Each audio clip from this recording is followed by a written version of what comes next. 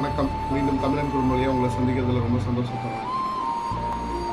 3 நாளாக மனதை நெருடுற மாதிரி ஒரு சம்பவம் நடந்துகிட்டு இருக்கு. உங்கள் எல்லாருக்கும் நல்லாவே தெரியும். தூத்துக்குடி பாலியல் குற்றம். எவ்வளோ கேவலமான ஜென்மங்களோட நம்ம கேவலமான சமூகத்தோடு நம்ம வாழ்ந்துட்டு இருக்கோம் அப்படிங்கிற விஷயம் அதில் ப்ரூவ் ஆச்சு. எனக்கு என்ன ஒரே ஒரு விஷயம் அப்படின்னா, அந்த பாலியல் வன்முறை பண்ணிவிட்டு அந்த பொண்ணை தூக்கி போட்டு போயிட்டாங்க. அந்த பாடியை இன்னும் வாங்க மாட்டேன்னு சொல்லி அவங்க அம்மா அப்பா சொல்லிகிட்டு இருக்காங்க. அவங்களோட சேர்ந்து நிறைய நல்ல தரத்தோடு இருக்கக்கூடிய மக்கள் எல்லோரும் போராடிட்டு இருக்காங்க. கட்சி நண்பர்கள் எல்லாமே வந்தாங்க. இந்த கேவலப்பட்ட திமுகவும் அங்கே போய் அசிங்கப்பட்டு வந்துருச்சு. அதையெல்லாம் முடிச்சுட்டு கனிமொழி மேடம் ஒரு பேட்டி கொடுக்குறாங்க. போஸ்ட்மார்ட்டம் ரிப்போர்ட் இன்னும் வரல, அது வந்ததுக்கப்புறம் தான் எங்களுக்கு தெரியும் அப்படின்னு சொல்லிட்டு. நான் கட்சிக்காக இதை சம்மந்தப்படுத்தி பேசலை. நம்ம ஒரு நிமிஷம் யோசிக்கணும் மக்களே.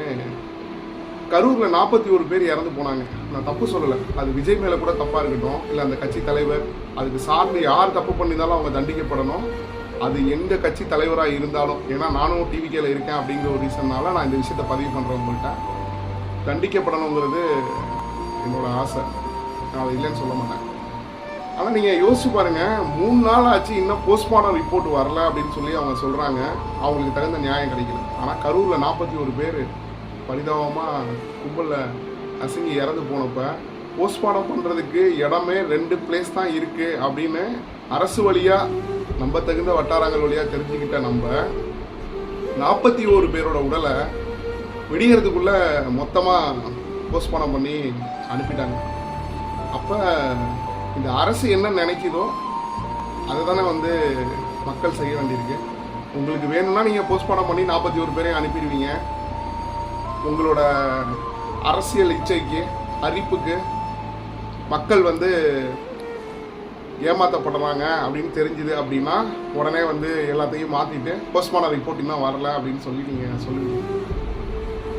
மக்களே, நான் ஓட்டு போட்டு ஒரு நல்ல தலைவனை தேர்ந்தெடுக்கிறோம் அப்படிங்கிற விஷயத்துக்குள்ளெல்லாம் நான் போக விரும்பலை. யோசிச்சு பாருங்கள், நம்ம வீட்லேயும் பெண் குழந்தைகள் இருக்காங்க. அவங்க என்ன ஆவாங்க அப்படின்னு நினச்சாவே ரொம்ப பதட்டமாக இருக்குது. எனக்கும் ஒரு பெண் குழந்தை இருக்கா. என்னை சார்ந்தவங்களுக்கு தமிழ்நாட்டில் எத்தனையோ நல்ல உள்ளங்கள். வீடியோவை ஷேர் பண்ணுங்கள்.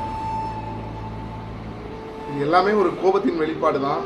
யார் மேலேயும் தனிப்பட்ட முறையில் நாங்கள் எந்த விமர்சனத்தையும் வைக்க விரும்பலை. ஏன்னா ஒட்டுமொத்த மீடியாவுமே மொத்த தமிழ்நாட்டு மேலே அத்தனை பாலியல் குற்றங்கள் பிரச்சனைகள் இருக்கிறப்ப கூட விஜய மட்டும்தான் பெரிய செய்தியாக அவங்க வெளியிட்டு இருக்காங்க.